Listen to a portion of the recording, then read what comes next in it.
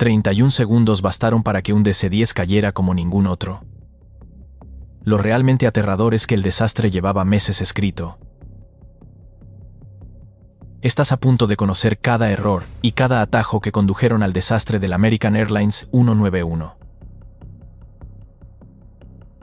25 de mayo de 1979.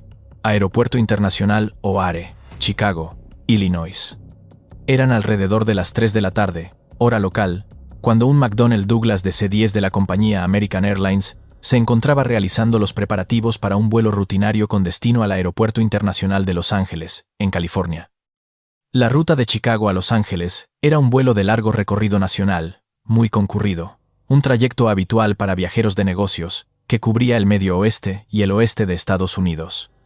Este vuelo solía durar aproximadamente 4 horas y media, siendo un trayecto clave en el mapa nacional de las aerolíneas.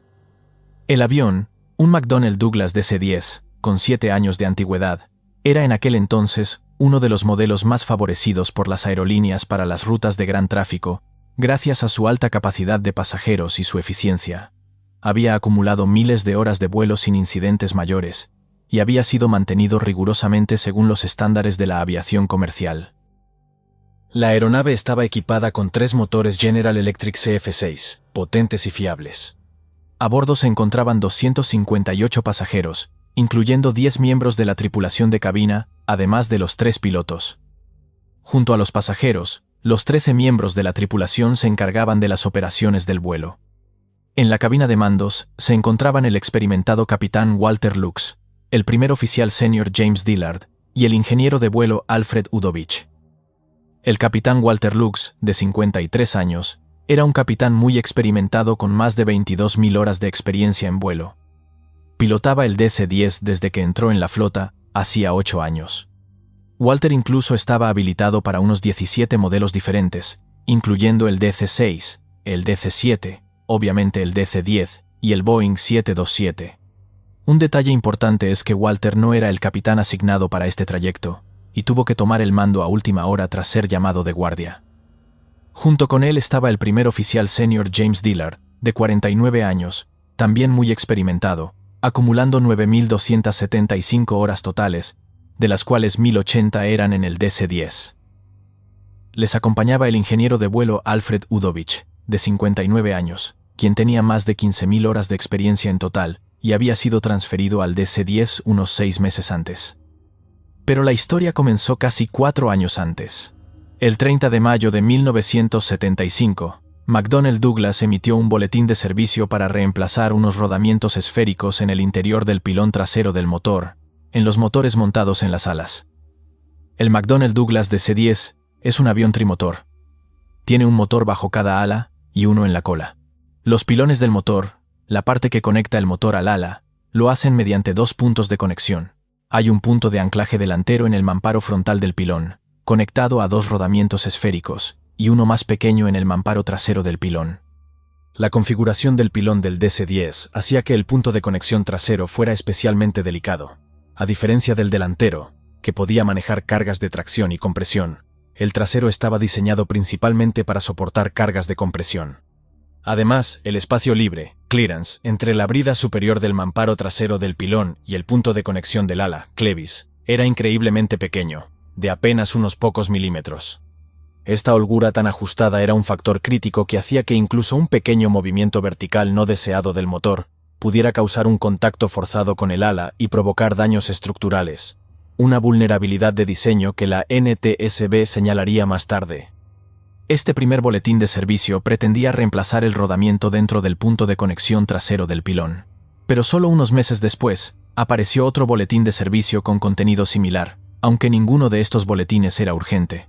Esto significaba que dependía de las aerolíneas decidir cuándo implementar estos cambios. Retirar el motor y el pilón del ala es una operación de mantenimiento importante. American Airlines decidió que implementarían estos boletines de servicio cuando hicieran las revisiones de mantenimiento mayor del DC-10. El fabricante, McDonnell Douglas, dio instrucciones sobre cómo retirar el motor y el pilón del ala. El procedimiento correcto exigía 2 pasos separados. Primero, retirar el motor del pilón, y solo después, bajar el pilón del ala. Los 3 mayores operadores de DC-10 en América en ese momento eran American Airlines, Continental y United. Al examinar el protocolo estándar, las aerolíneas lo consideraron innecesario. Pensaron que sería mejor retirar el motor y el pilón como una unidad completa. De esta forma, podrían ahorrar hasta 200 horas de trabajo en mantenimiento. Pero crucialmente, también podrían reducir el número de desconexiones de cables eléctricos e hidráulicos de 79 a 27. Esto, argumentaban, era un beneficio para la seguridad, ya que cuantas menos conexiones tuvieran que verificar, menor era la probabilidad de un error humano. El método propuesto por American Airlines y Continental era el siguiente. Iban a poner el motor apoyado en una plataforma de carga, el tipo de plataformas que se usan para mover motores. Luego usarían una carretilla elevadora industrial para sostener el peso del motor y el pilón mientras se desconectaban del ala. Una vez hecho esto, toda la unidad podría moverse a un lado y realizarse el mantenimiento. United Airlines decidió hacerlo de manera ligeramente diferente, usando una grúa suspendida, pero la idea era esencialmente la misma. Cuando American Airlines y Continental, que iban a usar el método de la carretilla elevadora, consultaron al fabricante del avión, McDonnell Douglas, sus representantes examinaron el procedimiento y advirtieron que no podían respaldar ni autorizarlo, porque veían que había problemas potenciales con las holguras de seguridad entre los componentes dentro del pilón y los puntos de conexión en el ala. Pero también les recordaron que no podían dictar la metodología a los operadores del DC-10, señalando que esa decisión final dependía de la organización de mantenimiento de cada aerolínea. American Airlines ignoró el aviso y decidió seguir adelante con el método de la carretilla elevadora de todos modos. En ese momento, no necesitaban obtener la aprobación de la FAA para este procedimiento de mantenimiento, pues el organismo había delegado gran parte de la supervisión a representantes dentro de las propias organizaciones de mantenimiento de las aerolíneas. Cuando las aerolíneas comenzaron a utilizar este nuevo procedimiento que habían ideado, se hizo muy evidente rápidamente que esto no iba a ser un procedimiento fácil de realizar. Primero, era realmente importante que la carretilla elevadora se colocara de forma extremadamente precisa de acuerdo con el centro de gravedad de toda esta unidad, tanto del motor como del pilón. Si no era correcto, el motor podía empezar a balancearse hacia adelante y hacia atrás, dificultando enormemente trabajar en los puntos de conexión. Pero además, el operador de la carretilla elevadora necesitaba operar con extrema precisión. Hablamos de centímetros, izquierda, derecha, arriba y abajo. Y él no podía ver por sí mismo en qué dirección necesitaba mover la grúa. Dependía de señales manuales de personas que podían ver realmente qué debía hacerse. En 2 ocasiones diferentes antes del vuelo del accidente, Continental Airlines había notificado que habían ocasionado daños en el punto de conexión trasero conectado al mamparo trasero del pilón cuando realizaban este procedimiento. Pero cuando informaron de estos daños, los reportaron como errores humanos de mantenimiento, como si alguien hubiera cometido un error. Por ello, nadie investigó realmente el procedimiento en sí. Simplemente asumieron que alguien había cometido un error, y no que el procedimiento en sí podría causar problemas. Entre el 29 y el 31 de marzo de 1979, el avión fue llevado a las instalaciones de mantenimiento en Tulsa, Oklahoma, para realizar la retirada del motor y el pilón. Desde el principio, surgieron algunos problemas durante este trabajo. El turno de noche comenzó a trabajar en la retirada de los puntos de conexión en los mamparos delantero y trasero del pilón, pero no lograban soltar las conexiones. Así que, en lugar de seguir el orden establecido en la orden de trabajo, desconectando primero el punto de conexión delantero y luego el trasero, tomaron la decisión de desconectar primero el trasero. Cuando hicieron eso, crearon un punto de pivote alrededor de la conexión delantera. Dependiendo de cómo se movía la carretilla elevadora arriba y abajo, el punto de conexión trasero podía entrar en contacto con el ala. Después de que se desconectó el punto de conexión trasero, el turno de noche se fue, y el turno de día tomó el relevo. Cuando llegó el turno de día, notaron que el punto de conexión trasero estaba en contacto con el ala. Esto indicaba que el motor debía haberse movido verticalmente unos 15 centímetros. Mientras continuaban trabajando, se dieron cuenta de que aún no podían desconectar los puntos de conexión delanteros del pilón. Eso era porque el motor estaba ligeramente desalineado, así que comenzaron a mover la carretilla elevadora un poco para alinear el motor. Mientras estaban en proceso de hacerlo, la carretilla se quedó sin combustible y se detuvo. Esto significaba que ahora estaba sosteniendo todo el peso del motor y el pilón, pero sin el motor funcionando. No sabemos exactamente cuándo sucedió, pero sabemos que en algún momento durante este procedimiento, el pilón trasero fue empujado hacia arriba contra las grapas de conexión del ala. Esto causó una fractura por fatiga en la brida delantera del punto de conexión del mamparo trasero, pero no se detectó durante la inspección posterior una vez terminado el trabajo. El pilón se conectó de nuevo junto con el motor al ala, y el avión fue reincorporado al servicio regular. Durante los 2 meses siguientes, el avión siguió operando con normalidad y fue sometido a las tensiones propias de la operación diaria: despegues, aterrizajes con reversa y otras maniobras. Se trata de tensiones que el pilón normalmente no tiene ningún problema en soportar. Pero como esta parte ahora tenía una pequeña fractura por fatiga, es probable que esta fractura se ampliara progresivamente con el paso de los días. El 25 de mayo de 1979, el DC-10 de 7 años estaba programado para ser usado en el vuelo 191 de American Airlines, un servicio de pasajeros programado desde el Aeropuerto Internacional O'Hare de Chicago hacia Los Ángeles. El DC-10 era preferido por las aerolíneas en ese momento para estas rutas nacionales de gran tráfico debido a su gran capacidad de pasajeros y consumo de combustible. Los pilotos comenzaron con los preparativos. El clima en Chicago era idílico, con cielos despejados y una visibilidad excelente de más de 24 kilómetros. Había viento, pero estaba dentro de las capacidades de manejo del DC-10. Los pilotos revisaron el libro técnico de mantenimiento y no había ni una sola anotación. El avión estaba, al menos sobre el papel, perfecto y libre de problemas de mantenimiento. Los pilotos y los 10 miembros de la tripulación de cabina abordaron el DC-10 junto a los 258 pasajeros, 271 personas en total. Al realizar los cálculos de rendimiento, obtuvieron un peso final de 172.000 kilos. En base a ello, configuraron el despegue con flaps A5 con 5 unidades de compensador de estabilizador.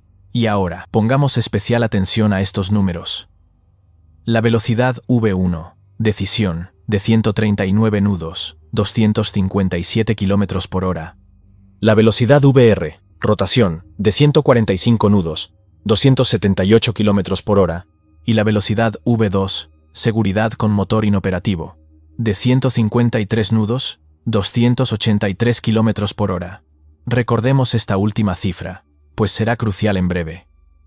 A las 14:59, el vuelo 191 de American Airlines comenzó a retroceder y a rodar lentamente hacia la pista 32 derecha.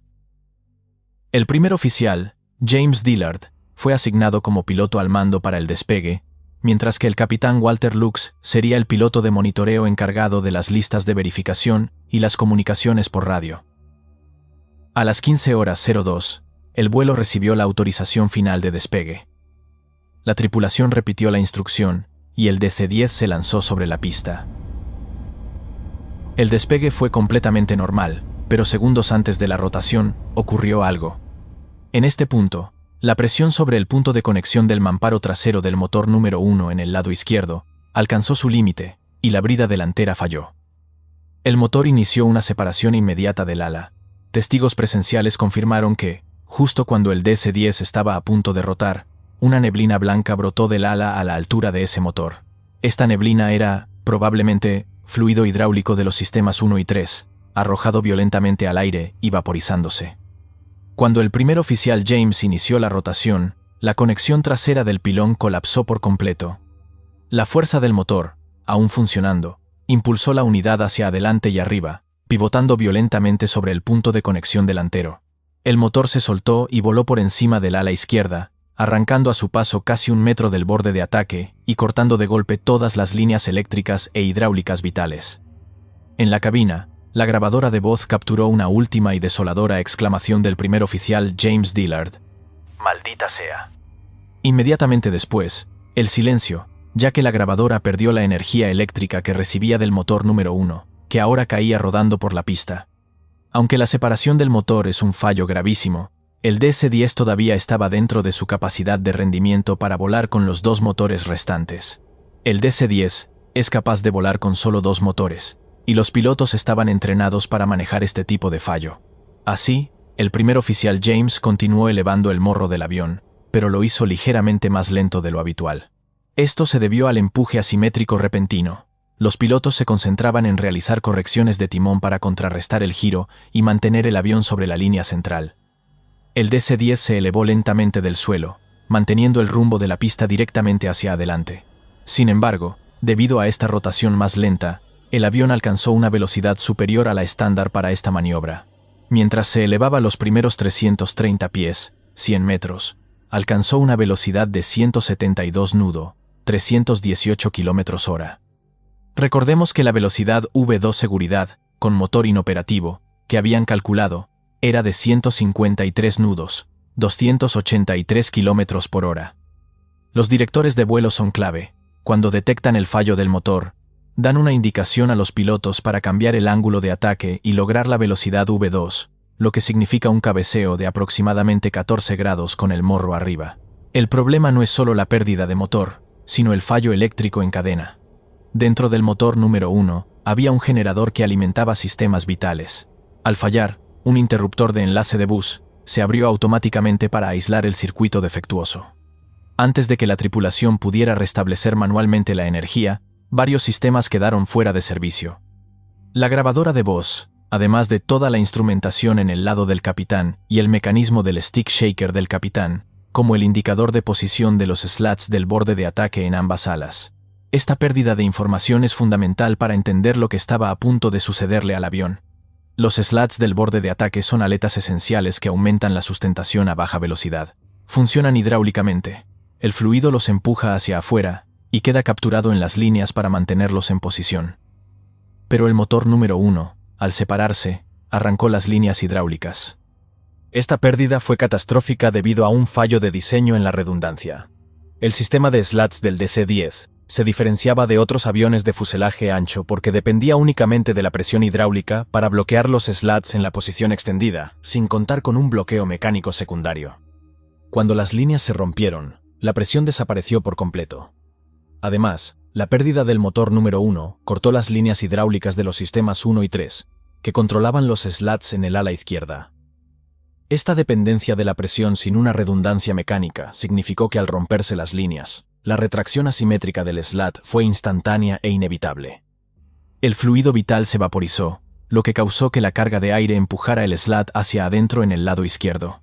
Al retraerse el slat, la sustentación de esa ala se redujo drásticamente. El resultado fue catastrófico. La velocidad de pérdida del ala izquierda ascendió a 159 nudos, 294 km/h.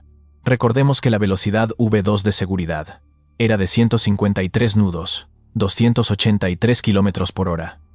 Los pilotos, que seguían su procedimiento de ascenso usando el director de vuelo del primer oficial, ya que el capitán no tenía instrumentación, estaban elevando el morro para una velocidad que era 6 nudos, 11 km/h, más baja que la velocidad de pérdida real en el ala izquierda.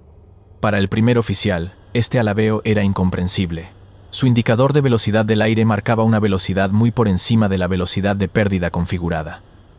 En respuesta, aplicó más alerón a la derecha y más timón a la derecha, pero fue inútil. El DC-10 continuó alabeando violentamente hacia la izquierda, a unos 4 grados por segundo. Mientras giraba, el morro del avión también comenzó a caer. ¿Por qué no sonó la advertencia de pérdida? El DC-10 solo estaba equipado con un único stick shaker en el lado del capitán. La pérdida del motor número 1 había cortado también la corriente eléctrica de ese mecanismo.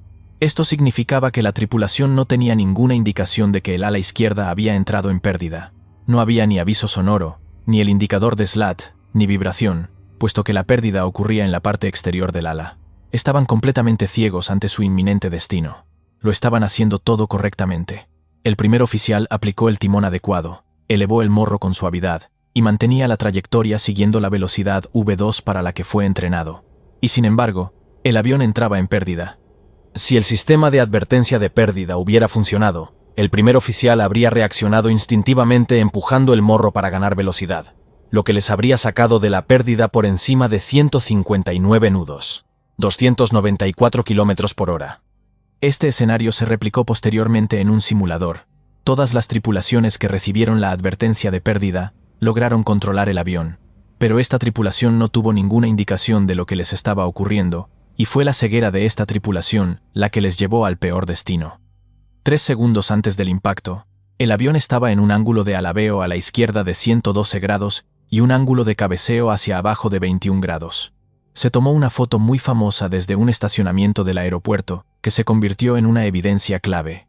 fue utilizada por la investigación para confirmar si los slats del borde de ataque estaban retraídos, ya que el daño al sistema eléctrico había eliminado su posición del registrador de datos de vuelo. Solo 50 segundos después del inicio del vuelo, el vuelo 191 de American Airlines se estrelló en un campo a 1.400 metros, 4.592 pies, más allá del umbral de la pista 32 derecha. Las 271 personas a bordo perecieron en el accidente, convirtiéndolo en el peor accidente de un solo avión en suelo americano hasta la fecha. El impacto fue tan violento que destruyó por completo el avión. Los restos salieron despedidos, destrozando un viejo hangar, varios coches, una casa móvil, y acabando con la vida de 2 personas más en tierra. La Junta Nacional de Seguridad del Transporte, NTSB, inició la investigación de inmediato. Tenían 2 preguntas principales que responder. Primero, ¿por qué se separó el motor del ala izquierda? Y segundo, ¿por qué los pilotos no pudieron controlar el avión después del fallo? Encontraron rápidamente el motor número 1 tirado al lado de la pista 32 derecha. Al examinar el punto de conexión trasero del pilón, los investigadores encontraron los primeros rastros del daño. Inicialmente, la NTSB emitió una orden de inmovilización preventiva de toda la flota de DC-10. Rápidamente, rastrearon el avión hasta su última revisión mayor y comenzaron a investigar los procedimientos de reemplazo de motor. Se dieron cuenta de que el problema no era exclusivo de American Airlines, sino que también había afectado a Continental Airlines. Curiosamente, United Airlines no presentaba el fallo, ya que usaban un procedimiento distinto, con una grúa. El hallazgo fue concluyente. Encontraron otros 6 DC-10 que ya habían desarrollado grietas similares en el punto de conexión trasero del pilón.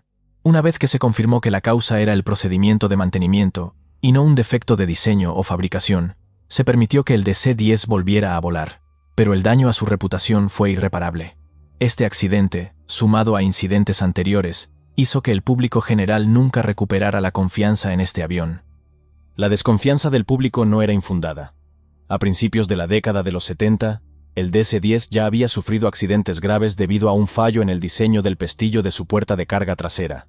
El incidente más notorio ocurrió en 1974 con el vuelo 981 de Turkish Airlines, que se estrelló en Francia matando a 346 personas después de que la puerta se abriera en pleno vuelo, cortando los cables de control. Aunque el fallo del vuelo 191 no tuvo relación directa con la puerta de carga, estas catástrofes sucesivas crearon una imagen pública casi irrecuperable de un avión estructuralmente peligroso. En cuanto al comportamiento de los pilotos durante el vuelo, los investigadores de la NTSB realizaron extensas pruebas de simulador. Se recreó el escenario con diferentes tripulaciones, tanto con como sin la advertencia de pérdida. El análisis, combinado con el registrador de datos de vuelo, demostró la total inocencia de los pilotos. Habían actuado excepcionalmente bien, haciendo exactamente lo que se esperaba de ellos. La conclusión fue categórica. Ningún piloto en esas circunstancias y sin la debida instrumentación podría haber evitado la catástrofe.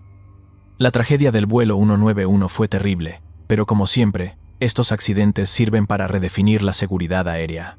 Este suceso dejó 2 legados normativos fundamentales. Primero, se reforzó la obligación del personal de mantenimiento de reportar cualquier problema o daño, asegurando que las alarmas lleguen a las personas apropiadas. Ahora es mandatorio que, antes de implementar cualquier nuevo procedimiento, este sea revisado minuciosamente en busca de problemas y amenazas potenciales. Esto ha hecho que el trabajo de mantenimiento sea mucho más seguro.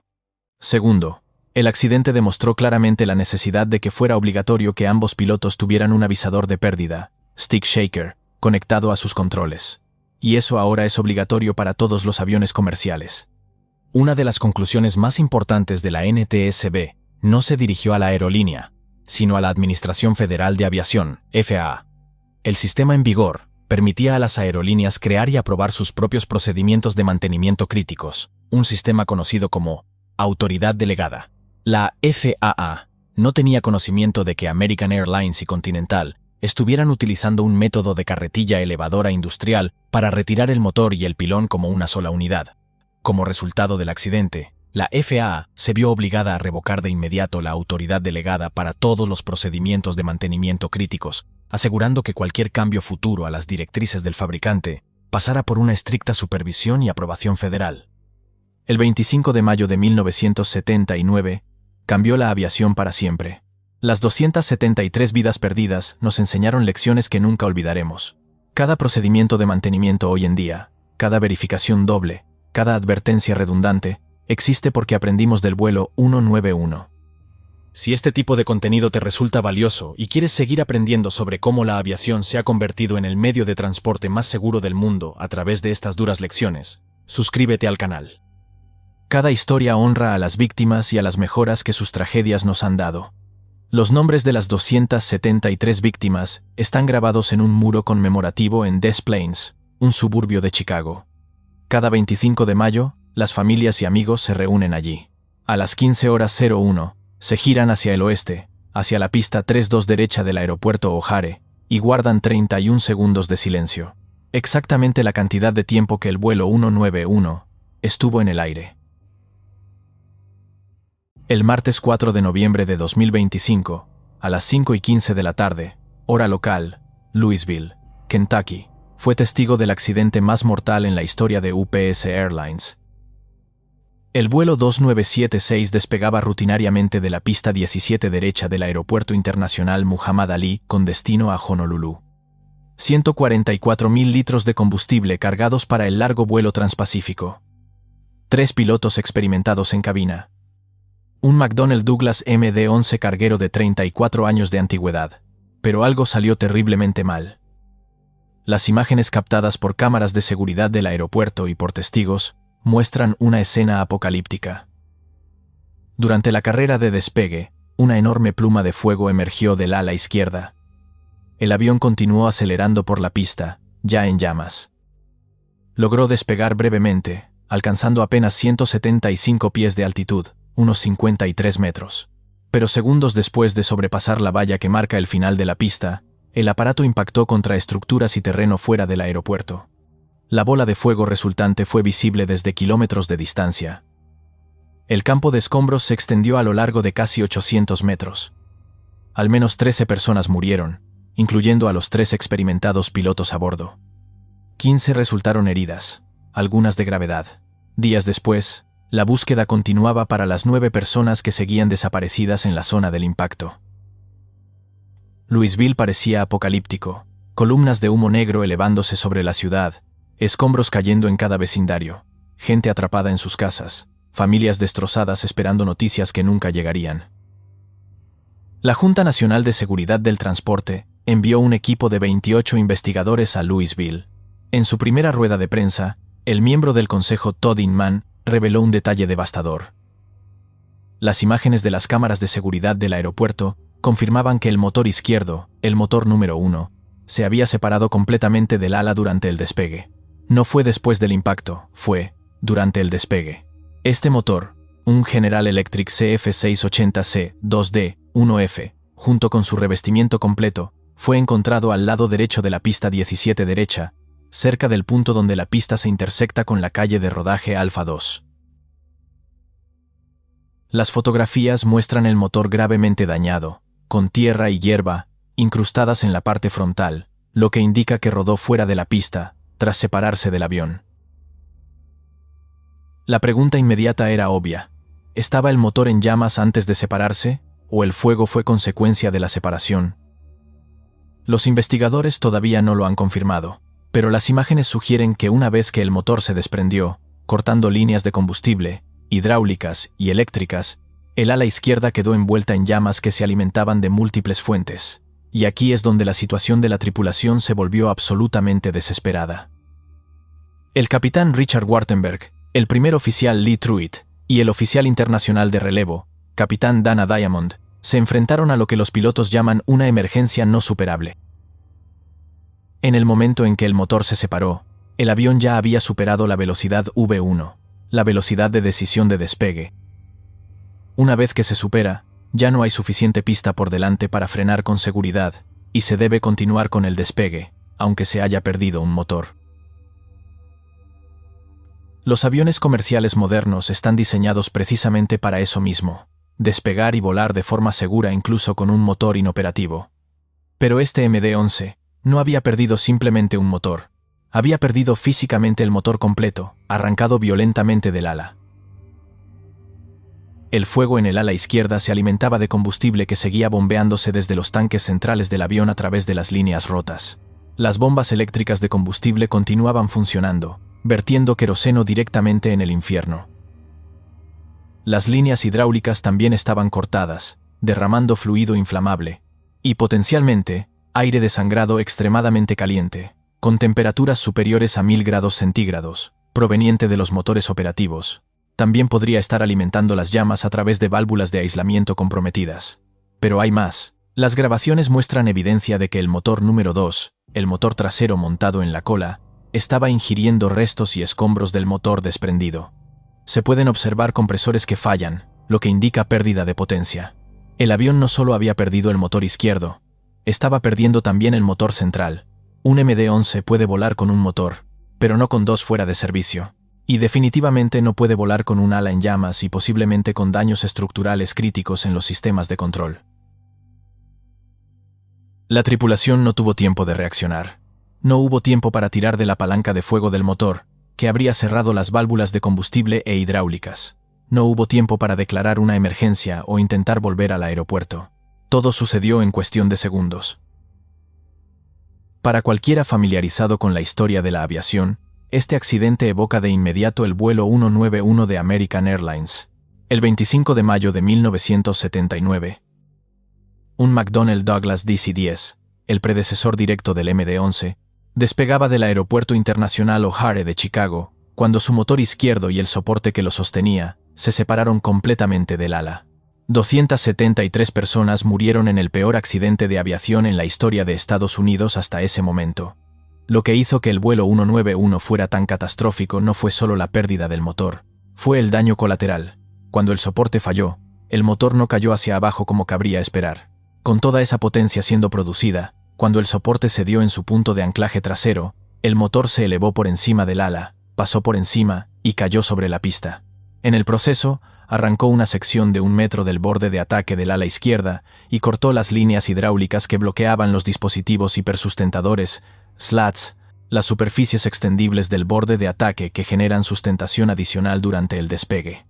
Sin esos slats bloqueados en posición, las fuerzas aerodinámicas los retrajeron en el ala izquierda. El resultado fue sustentación asimétrica crítica.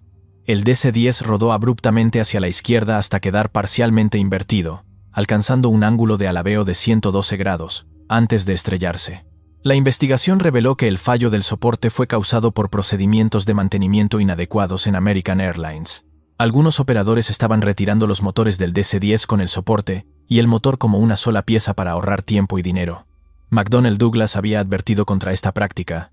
Retirar el motor y el soporte juntos ejercía un estrés tremendo sobre los puntos de anclaje, provocando microfisuras por fatiga que eventualmente causaron el fallo catastrófico. Después del accidente, se realizaron cambios importantes. Se modificaron los requisitos de certificación de la FAA. Se revisó el enrutamiento de los sistemas hidráulicos y eléctricos para evitar fallos de punto único causados por daños colaterales. Y crucialmente, se implementaron válvulas de retención en el sistema hidráulico para evitar que los slats se retrajeran si se perdía presión hidráulica. Entonces, ¿por qué ocurrió esto de nuevo en 2025? El MD-11 es esencialmente una versión estirada y mejorada del DC-10. Comparte la misma configuración básica: 3 motores, 2 montados en las alas mediante soportes y 1 en la cola, 3 sistemas hidráulicos independientes, controles de vuelo asistidos hidráulicamente. Pero aquí está el problema. Aunque los 3 sistemas hidráulicos son técnicamente independientes, las líneas de los 3 sistemas pasan físicamente cerca de los soportes del motor. Esto los expone a daños en caso de separación del motor o de un fallo no contenido. Si recordamos también que el diseño del soporte del DC-10 y del MD-11 ha sido motivo de preocupación durante décadas. Existen directivas de aeronavegabilidad, órdenes obligatorias emitidas por las autoridades de aviación, que abordan específicamente problemas con la estructura del soporte en estas aeronaves. Aunque Todd Inman, de la Junta, dijo en su rueda de prensa que aún no habían identificado ninguna directiva de aeronavegabilidad específica que requiriera atención inmediata, la realidad es que hay un historial documentado de problemas con los soportes en esta familia de aviones. El soporte es la estructura que monta el motor al ala. Hay un punto de anclaje delantero, un punto de anclaje trasero, un soporte delantero del motor y un soporte trasero del motor. Si algo falla en cualquiera de estos puntos, el motor puede separarse del ala. Y durante ese proceso, puede arrancar todo el revestimiento del motor, como vimos en las fotografías al lado de la pista en Louisville. La pregunta clave que los investigadores deben responder es: ¿fue este un fallo de motor no contenido que destruyó el soporte? ¿O fue un fallo estructural del soporte que causó la separación del motor y luego el fuego? Los datos de seguimiento de aeronaves muestran que el avión siniestrado, con matrícula November 259 UP, estuvo en tierra en San Antonio desde el 3 de septiembre hasta mediados de octubre de 2025. Esos son aproximadamente 6 semanas. Los investigadores están revisando meticulosamente cada pieza de mantenimiento realizada durante ese periodo. Inicialmente circularon rumores de que el vuelo había sido retrasado 2 horas para realizar mantenimiento en el motor número 1 justo antes del despegue. Sin embargo, Todd Inman aclaró en la rueda de prensa que UPS les había indicado que no hubo ningún retraso y que no se realizó trabajo de mantenimiento inmediatamente antes del despegue. La Junta verificará esta información de forma independiente, pero de momento no hay evidencia de mantenimiento de última hora. El avión tenía 58.584 horas de vuelo y 10.597 ciclos. Un ciclo es un despegue y aterrizaje. Para un avión de 34 años de antigüedad, eso es un uso considerable. Había volado solo 28 ciclos desde su última visita de mantenimiento hasta el accidente fatal. El MD-11 fue fabricado en 1991 y entregado originalmente a Thai Airways como avión de pasajeros. UPS lo adquirió en 2006 y lo convirtió en carguero. Estos aviones veteranos siguen siendo la columna vertebral de las flotas de carga de UPS y FedEx, a pesar de que los costes operativos de los aviones de 3 motores se han vuelto menos favorables con el aumento de los costes del combustible. Los aviones bimotores modernos son más eficientes, pero la transición lleva tiempo, y la flota antigua permanece en servicio, soportando una parte cada vez mayor de las operaciones de carga global. Si te está gustando este análisis técnico, considera suscribirte al canal. Seguiremos cubriendo esta investigación a medida que se desarrolle con información detallada que no encontrarás en otros lugares.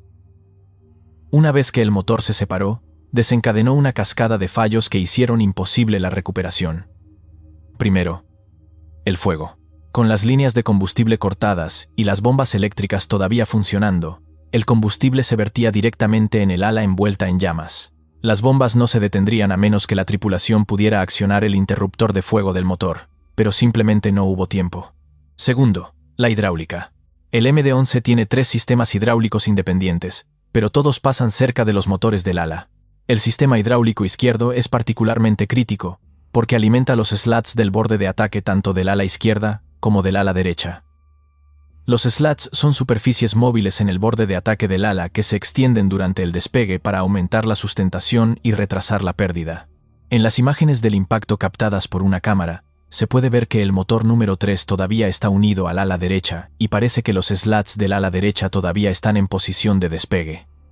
Pero no hay suficiente evidencia fotográfica para determinar el estado de los slats del ala izquierda.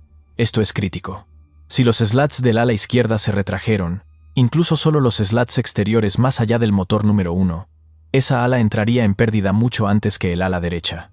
El resultado sería un balanceo brusco hacia la izquierda, exactamente lo que vemos en los vídeos del accidente. Después del desastre del vuelo 191 de American Airlines en 1979, el diseño fue modificado para instalar válvulas de retención en el sistema hidráulico, específicamente para evitar que los slats se retrajeran si se perdía presión hidráulica. Pero si el daño fue lo suficientemente severo como para romper físicamente las líneas hidráulicas en múltiples ubicaciones, esas válvulas de retención podrían no haber sido suficientes. Tercero, la pérdida de potencia. Con el motor número 1 completamente ausente y el motor número 2 ingiriendo escombros y perdiendo potencia, el avión no tenía el empuje necesario para mantener el vuelo. El motor número 3 en el ala derecha estaba produciendo plena potencia, pero eso solo creaba más asimetría, impulsando el avión a balancearse hacia la izquierda. Y cuarto, el peso y la configuración. El avión estaba completamente cargado de combustible para un vuelo de 9 horas a Honolulu. 144.000 litros. Eso es un peso enorme. El tren de aterrizaje todavía estaba abajo. Los flaps y slats estaban en configuración de despegue. A solo 53 metros de altitud, no había margen para maniobras, no había tiempo para reconfigurar el avión, no había espacio para intentar una recuperación. Los pilotos estaban condenados. El avión giró bruscamente hacia la izquierda después de superar la valla al final de la pista. Golpeó el techo de un almacén de UPS Supply Chain. Luego su ala izquierda impactó contra una pila de tanques de aceite en Kentucky Petroleum Recycling, provocando una explosión masiva. El avión se inclinó más de 90 grados hacia la izquierda antes de estrellarse contra un camión semirremolque y el suelo. La bola de fuego fue apocalíptica. El avión actuó esencialmente como una bomba debido a la enorme cantidad de combustible. El fuego se extendió a lo largo de casi 800 metros. Más de 100 bomberos respondieron a la escena. Se necesitaron horas para contener las llamas lo suficiente como para que los equipos de búsqueda y rescate pudieran comenzar a trabajar. 2 negocios fueron directamente impactados: Kentucky Petroleum Recycling y Grade A Auto Parts, un desguace de automóviles. Sean Garber, propietario de Grade A Auto Parts, perdió 4 de los 18 edificios de su empresa, destruidos por la explosión. 2 de sus empleados estaban inicialmente desaparecidos. Milagrosamente, un restaurante local cercano, Stooges, no fue tocado. La propietaria, Debbie Self, de 76 años, describió cómo vio el avión estrellarse desde la ventana de su restaurante. Dijo que Dios envolvió sus brazos alrededor de su edificio. 100 metros más y el restaurante entero habría desaparecido, junto con todos los que estaban dentro. La planta de Ford Motor Company cercana, donde miles de trabajadores construyen SUVs, tampoco fue alcanzada directamente, aunque experimentó un corte de energía temporal. El gobernador Andy Beshear señaló que el avión también podría haber impactado el centro de convenciones. La tragedia podría haber sido mucho peor. Todas las escuelas del distrito escolar del condado de Jefferson, el más grande del estado con casi 100,000 estudiantes, fueron cerradas el miércoles siguiente al accidente. Se emitió una orden de confinamiento inicialmente centrada en el aeropuerto, con un radio de 8 kilómetros. Esta se redujo posteriormente a 1,5 kilómetros, y luego a solo 400 metros alrededor del sitio del accidente en Great Lane. Se estableció un centro de reunificación en la Academia de Entrenamiento de la Policía para las familias que buscaban información sobre sus seres queridos. El alcalde Craig Greenberg instó a las familias a no ir directamente a los hospitales para evitar saturarlos. 15 personas fueron trasladadas a UofL Health, con lesiones que iban desde quemaduras menores hasta graves. 13 fueron dadas de alta a la mañana siguiente. 2 permanecían en estado crítico en cuidados intensivos días después. La Guardia Nacional de Kentucky fue movilizada. El gobernador Beshear declaró el estado de emergencia para permitir un mayor movimiento de recursos y ayuda. El FBI, la Agencia de Protección Ambiental y la Oficina de Alcohol, Tabaco, Armas de Fuego y Explosivos se unieron a la investigación. UPS suspendió las operaciones en su centro aéreo Worldport la noche del accidente. Worldport es una instalación de 5 millones de metros cuadrados que procesa hasta 400,000 paquetes por hora y emplea a 20,000 trabajadores de UPS. La instalación ve más de 300 vuelos diarios de UPS. Las operaciones de clasificación se reanudaron a la mañana siguiente, aunque la clasificación del servicio de entrega en segundo día fue cancelada ese día. Los vuelos de pasajeros hacia y desde el Aeropuerto Internacional Muhammad Ali de Louisville se reanudaron el miércoles, pero experimentaron retrasos significativos. Los aviones de UPS también comenzaron a salir del aeropuerto nuevamente, aproximadamente 24 horas después del accidente. Los investigadores de la Junta lograron recuperar tanto la grabadora de voz de cabina como la grabadora de datos de vuelo. Son modelos mejorados Harris L3. La grabadora de datos de vuelo contiene información de 24 vuelos, incluido el que se estrelló. También contiene aproximadamente 2 horas de audio de voz de la cabina. Los investigadores están trabajando para crear una línea de tiempo de eventos combinando datos reportados por la FAA y las cajas negras, altitud, velocidad del aire, información del motor y el estado de todos los sistemas instalados en la aeronave. El jueves 6 de noviembre, los investigadores revelaron que estaban revisando 63 horas de datos recopilados de la caja negra. La altitud final reportada del avión fue de 145 metros, viajando a una velocidad de 183 nudos. Los investigadores también están realizando lo que se conoce como una caminata FOD en la pista. Están buscando cualquier objeto o escombro que pueda estar relacionado con el incidente. Han recuperado múltiples piezas de palas de ventilador del motor junto con el componente principal del motor esparcidos por el campo de escombros. Al menos 12 personas murieron en este desastre. 3 eran los pilotos: el capitán Richard Wartenberg, de 48 años, el primer oficial Lee Truitt, de 45 años, y el oficial internacional de relevo, capitán Dana Diamond. 9 personas más permanecían desaparecidas días después del accidente. El gobernador Beshear confirmó que no esperaban encontrar a nadie más con vida. Una de las víctimas mortales se cree que es un niño pequeño. Los forenses están trabajando en la escena del accidente intentando determinar las identidades de las víctimas. El calor extremo del fuego alimentado por 144.000 litros de combustible de aviación hizo que la identificación fuera un proceso largo y doloroso. 16 familias reportaron inicialmente parientes desaparecidos. Para el jueves, ese número se había reducido a 9, pero todavía había docenas de personas esperando noticias sobre sus seres queridos. Y aquí quiero hacer una pausa para hablar de algo personal que la mayoría de la gente no considera. Cuando estos vuelos de carga salen de Louisville cada noche, transportando carga por todo el mundo para que recibamos nuestros paquetes a tiempo al día siguiente, los miembros de la tripulación están completamente fuera de comunicación durante toda la duración del vuelo. No hay forma de contactar a sus familias en casa. Entonces, mientras todos estos vuelos están saliendo, todas las familias de todos estos miembros de la tripulación en casa están esperando ansiosamente noticias, porque han recibido la noticia de que algo ha sucedido, pero no saben si sus seres queridos estaban involucrados. No hay manera de contactarlos una vez que están a 10.000 metros de altitud en ruta a su destino. Como protocolo habitual, la compañía establece una línea directa y comienza a resolver esto. Y 24 horas después, había 11 familias cuyos seres queridos no volverían a casa como resultado de este desastre. El puente Big Four que cruza el río Ohio entre Louisville y Jeffersonville, Indiana, fue iluminado de amarillo, uno de los colores principales utilizados por UPS, en solidaridad con las víctimas. Esta investigación llevará probablemente 1 año y medio o más antes de que se publique el informe final, pero ya hay preguntas críticas que deben responderse. ¿Fue este un fallo catastrófico no contenido del motor que destruyó el soporte? ¿O fue un fallo estructural del soporte que causó la separación del motor? Si fue un fallo del motor, ¿qué lo causó? ¿Fue una pala de ventilador que se rompió? ¿Fue un disco de compresor que se fracturó? El motor CF6 ha estado involucrado en algunos incidentes de alto perfil. En 2016, el vuelo 383 de American Airlines, un Boeing 767, experimentó un fallo no contenido del motor y un incendio durante el despegue en Chicago con una versión diferente del motor CF6. Y en 1989, un disco de ventilador CF6-6 causó que el vuelo 232 de United Airlines, un DC-10, se estrellara en Sioux City, Iowa. Si fue un fallo del soporte, ¿qué lo causó? ¿Fueron microfisuras por fatiga en los accesorios del soporte? ¿Fue corrosión? ¿Fueron procedimientos de mantenimiento inadecuados durante el trabajo realizado en San Antonio? La Junta examinará cada pieza de mantenimiento que se realizó en ese avión. ¿Se retrajeron los slats del ala izquierda? Esto es crucial para entender por qué el avión se balanceó tan violentamente hacia la izquierda. Si los slats se retrajeron, el ala izquierda habría entrado en pérdida antes que la derecha, causando el balanceo incontrolable que vemos en los vídeos. ¿Hasta qué punto se ha extendido el daño a otros aviones de la flota? UPS opera decenas de MD-11 con más de 30 años de antigüedad. FedEx también. ¿Qué microfisuras o corrosión pueden existir en los soportes del motor de aeronaves similares?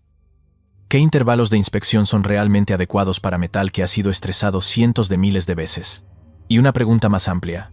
¿Es hora de retirar estos aviones veteranos de 3 motores y hacer la transición a cargueros bimotores más nuevos y más seguros? Han pasado 46 años desde el vuelo 191 de American Airlines. Se suponía que habíamos aprendido las lecciones de esa tragedia. Se cambiaron los procedimientos de mantenimiento. Se modificaron las rutas de los sistemas hidráulicos y eléctricos. Se instalaron válvulas de retención para evitar la retracción de los slats. Se actualizaron los requisitos de certificación. Y sin embargo, aquí estamos de nuevo. Es demasiado pronto para sacar conclusiones definitivas sobre lo que causó la separación del motor en el vuelo 2976 de UPS. Pero las similitudes con el vuelo 191 son inquietantes. La separación del motor izquierdo durante el despegue, el fuego inmediato, la pérdida de control, el balanceo brusco hacia la izquierda, el impacto fatal segundos después. Si este accidente fue causado por un fallo del soporte relacionado con mantenimiento o fatiga, plantea preguntas serias sobre la supervisión del mantenimiento de aeronaves antiguas. Si fue causado por un fallo catastrófico del motor, plantea preguntas sobre los intervalos de inspección y la confiabilidad de los motores CF6 envejecidos. De cualquier manera, es probable que veamos nuevas directivas de aeronavegabilidad, inspecciones mejoradas de los soportes del motor en el MD-11 y aeronaves similares de 3 motores. Revisión de los procedimientos de remoción, inspección y reinstalación del motor. Posiblemente la implementación de monitoreo digital de la salud estructural o pruebas no destructivas avanzadas para detectar fisuras ocultas o fatiga en las estructuras del soporte. Y potencialmente, aceleración de los plazos de retiro para cargueros envejecidos de 3 motores. Estas no son medidas radicales. Son respuestas proporcionadas a un fallo catastrófico, basadas en 46 años de lecciones aprendidas. El 4 de noviembre de 2025 será recordado como uno de los días más oscuros en la historia de la aviación de carga. 12 vidas perdidas, docenas más heridas, 9 personas todavía desaparecidas, familias destrozadas, una comunidad traumatizada. Los investigadores de la Junta permanecerán en Louisville durante al menos una semana, peinando el campo de escombros de 800 metros, analizando cada pieza de evidencia, revisando cada grabación, inspeccionando cada componente. Los datos de las grabadoras serán analizados meticulosamente en el laboratorio de la Junta en Washington. Se examinarán los registros de mantenimiento que abarcan décadas. Se entrevistará a los testigos. Se ejecutarán simulaciones por computadora. Y eventualmente, sabremos qué salió mal. Sabremos por qué el motor número 1 se separó del ala. Sabremos si fue un fallo del motor o un fallo del soporte. Sabremos si el mantenimiento fue un factor. Sabremos si se retrajeron los slats. Sabremos por qué estos 3 pilotos experimentados no tuvieron ninguna oportunidad de salvar su avión. Pero ninguna de esas respuestas traerá de vuelta al capitán Richard Wartenberg, al primer oficial Lee Truitt o al capitán Dana Diamond. Ninguna de esas respuestas. Si este análisis te ha resultado informativo, considera suscribirte al canal. Seguiré cubriendo esta investigación a medida que se desarrolle, con información detallada que no encontrarás en otros lugares. Déjame un comentario abajo con tu opinión sobre las similitudes con el vuelo 191. Nos vemos en el próximo video.